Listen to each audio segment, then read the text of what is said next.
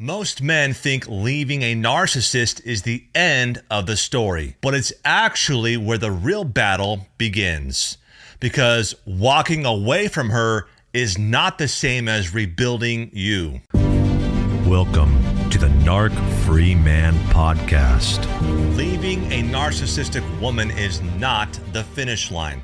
It's the starting line. Most men think, if I can just get away from her, everything will get better. And yes, some things do get quieter, but internally, that's when the noise often gets louder. You are left with self-doubt, shame, confusion, emotional withdrawal, and a nervous system stuck in survival mode. You don't just lose a relationship in a toxic dynamic. You lose your sense of self, your confidence, your instincts, your inner compass. That's why so many men leave but still feel stuck months or years later. They escaped her, but they didn't rebuild the man she broke down. And that's what we are fixing today. So here's what men actually lose in toxic relationships. A narcissistic relationship doesn't just hurt your heart, it slowly dismantles three core parts of a man. Number one is your trust in yourself.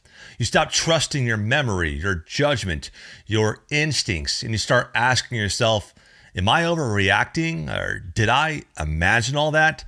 Maybe it really was my fault, like she said. That self-trust erosion is intentional conditioning. The second thing is your emotional safety. You are always alert. You're always bracing, always waiting for the next mood shift. Even after you leave, your nervous system doesn't know you are safe yet.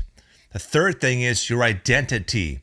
You stop being a man with direction. You become a man managing chaos. Your goals shrink, your standards soften, and your world gets smaller. So when men ask, why do I still feel lost after leaving? This is why. So here's the big truth most men miss. Healing does not come from understanding her. It comes from rebuilding yourself. Closure is not a conversation. Validation is not an apology. Peace is not her admitting what she did. Peace is built internally through structure, truth, and self-leadership. And that starts with the first mindset shift. Most men stay stuck because they are still chasing answers. They want her to admit the truth, her to understand their pain, her to explain why. But narcissistic women don't give closure. They give confusion. So here's the shift. You don't heal by getting answers. You heal by accepting patterns. Patterns tell the truth. Words never will. When you stop asking, why did she do this? And start saying, this is who she is, your mind finally resets. Mindset shift number one.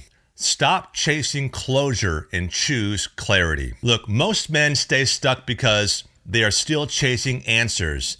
They want her to admit the truth, her to understand their pain, her to explain why. But narcissistic women don't give closure. They give confusion. So here's the shift. You don't heal by getting answers. You heal by accepting patterns. Patterns tell the truth. Words never will. So when you stop asking, why did she do this? And start saying, this is who she is, your mind finally rests. Clarity is quiet. Closure is loud and endless. So choose clarity. Mindset shift number two. No contact is not the healing. It's the doorway. A lot of men think going no contact with her is the solution. It's not. It's the entry point. No contact simply removes the stimulus. Rebuilding removes the conditioning. Without rebuilding, you relapse emotionally. You romanticize the past. You replay old versions of her. So after no contact, you must replace the void with structure, purpose, physical grounding, community, brotherhood, and personal standards, because you don't heal by avoiding pain. You heal by becoming someone who no longer tolerates chaos. Hey, quick interruption to the show. I want to let you know that I put together a free guide called 21 Signs She Might Be a Narcissist. It breaks down the exact red flags that most men miss until it's too late. Click the link in my bio or the description below and download the free guide. Now back to the show. Mindset shift number 3. You are not recovering.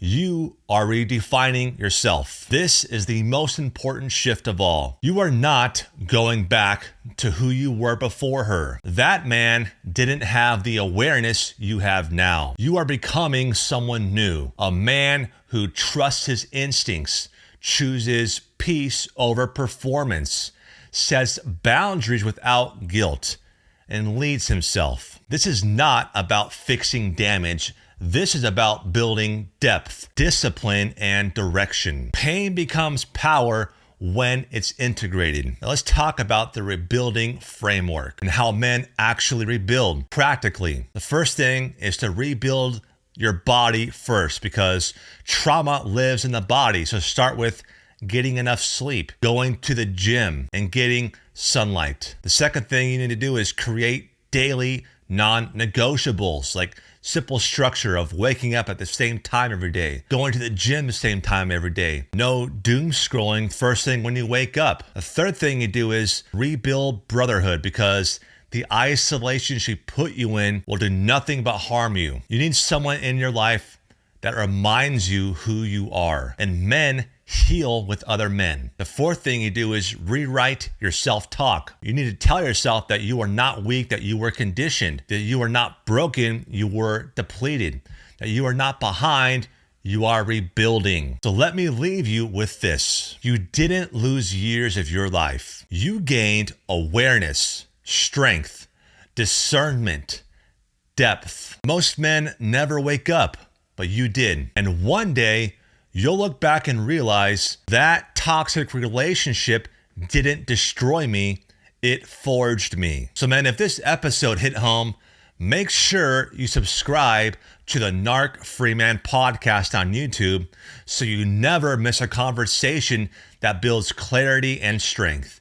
And if you are serious about rebuilding your life the right way, get my video series, Break Free and Rebuild. You can find that on my website, phillipcdugas.com, or I will link it in the description below. Until next time, stay strong, stay grounded, and stay narc free.